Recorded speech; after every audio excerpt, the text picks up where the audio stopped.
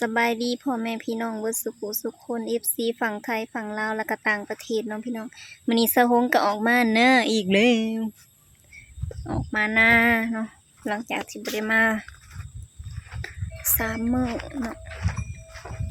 เพราะว่าฝนตกอันนี้ก็ยังสุ่มอยู่เด้นี่มันตกสุ่มๆ ประตุ้ย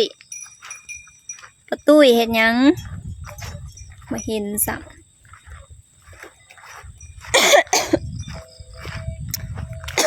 ผู้อยู่ให้หน้าผู้จักเฮ็ดหยังเนาะ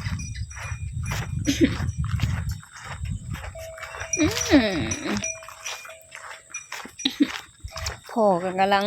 เฮ็ดซุ่มเฮ็ดนั่นมุงให้งูอ่ะอยู่ให้อยู่หน้าตามธรรมชาติบ้านนอกคอกนามันนี่มารีวิวนะคือสิปลูกอีหยังจักอย่างนี่แหละโอ้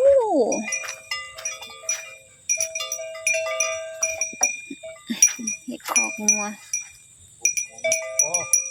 ฝนตกแห้งบ่เพาะคือว่าบ่ได้อยู่อันนั้นน่ะบ่ได้ตก อันสีแรกอันหยานะ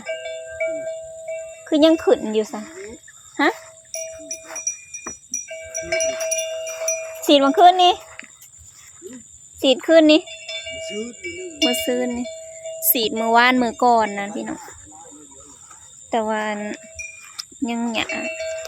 ยังลายอยู่เนาะมีก็อันปีนี้ก็คือว่านเบิดทงบ่มีบ่ได้ดำเนาะบ่ได้ดำจักให้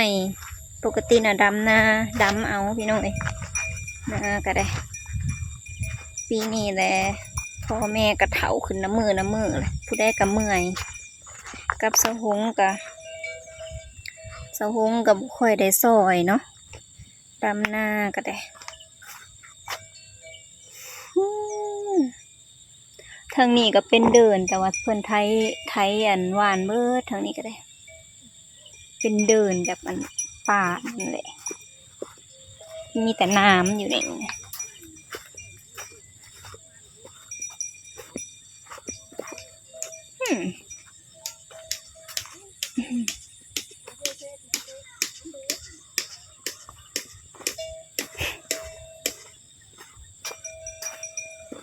เขาเจ้าว่าเฮ็ดละโงกออกอยู่ตลาดนะเฮ็ดละโงกออกเนาะป้าเขางามอะไรตุ้ยเพิ่นปลูกอันนั้นงามนะพี่น้องอันนี้คือปีแรกเลยที่แบบว่าไทยหวานเบิดถงเลยนี่แต่ก่อนหญ้าลายอยู่อันนี้หน้าดินทรายเนาะทางนี้ทางลุ่มพุ่นน่ะเป็นดินดากเพิ่นปลูกในมะแตงใส่ข้าง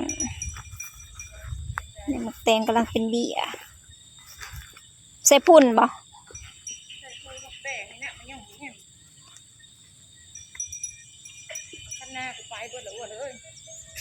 เขาเหยียบมุ่นดินเวทตกแห้งบ่มันตกแห้งเปียกนะหักคันหน้าไปเฮานี่เหยียบอะไรเกี่ยวสะเทือนตู้เฮาสร้างนี่นั่งรถ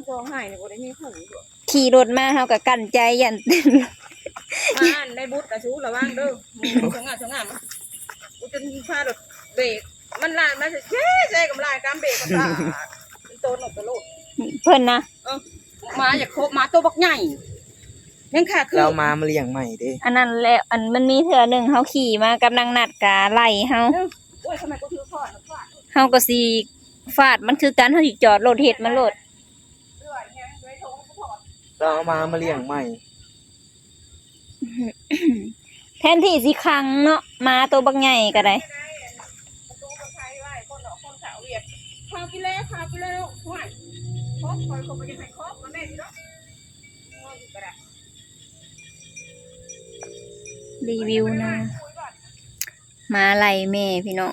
อัน6สีเขาเจ้าใหญ่ๆนะคะนะเขาเจ้าเอามาเลี้ยงก็ว่าใหญ่ๆเป็นตาย่านเนาะแต่วันนี้มันแล่นใส่คนสะฮงก็มีเทื่อนึงที่แบบว่า ขี่กับหมู่ขี่รถกับหมู่เซาคงเป็นคนขับบ่หรือว่าหมู่เป็นคนขับเซาคงก็บ่จื้อเนาะมันแล่นปากสำง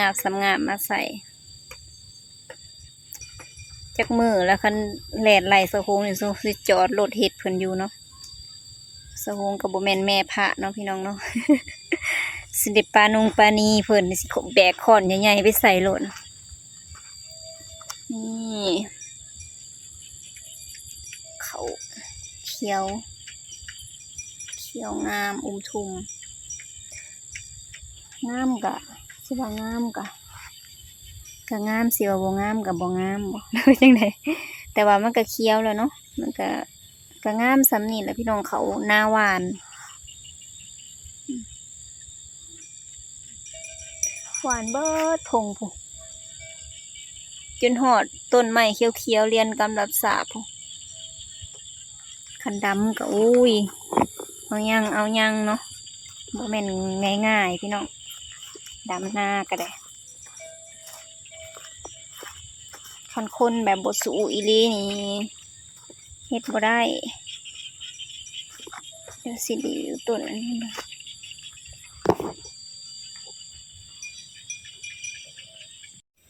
นี่อันนี้ขี้ดินทรายเด้อนี่อันนี้หญ้านี่คันผู้เขาเจ้าดูนะโลกหญ้าเนาะ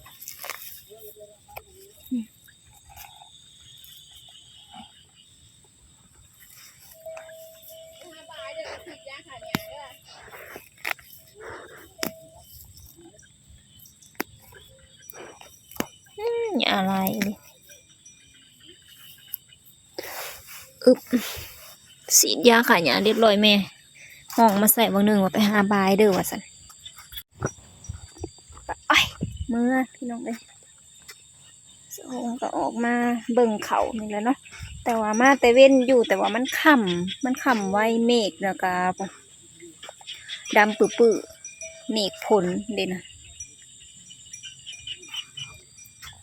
สำหรับคลิปนี้ก็ขอจบไปเพียงสำนี้เด้อฝากกดไลค์กดแชร์ติดตามส่องสะหงในเด้อพี่น้อง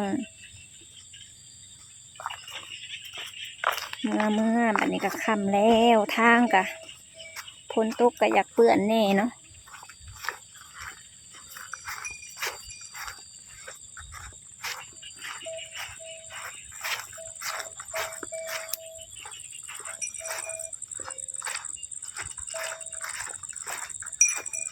ก็ไปกินข้าวกันยังไม่แรง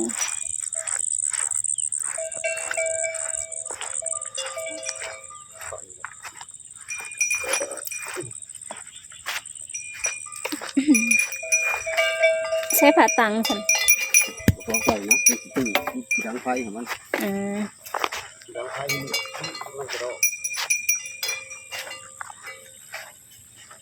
เหลือกกินงัวพี่เด้อเหลือกมากินในอ้วนพี่เด้ออ้วนเหลือกที่มันครบงัวเนาะก็เลยสิดังไพ่ให้มันปะมือ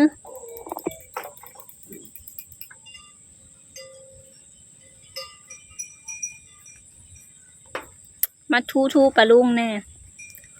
เป็นผู้บ่าวเลยเด็กพี่น้องเห็ดดีๆโอ้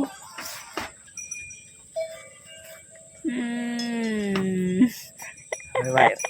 เขินใหญ่เป็นผู้บ่าวแล้วแต่ว่าขอดีก็คือขี้ข้านอันนี้คือขอดีเด้อบ่แม่นขอเสียเนาะก็คือขอดีก็คือขี้ข้าน